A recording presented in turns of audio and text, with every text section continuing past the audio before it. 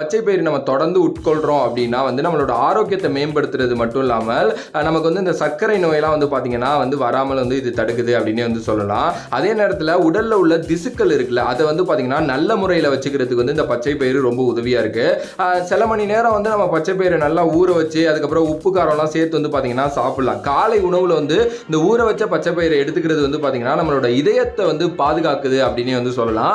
அதே நேரத்தில் பச்சை பயிறு தொடர்ந்து சாப்பிட்றது மூலம் நமக்கு வந்து பார்த்தீங்கன்னா அது ஒரு எனர்ஜி பூஸ்டராகவும் வந்து பார்த்தீங்கன்னா இருக்குது.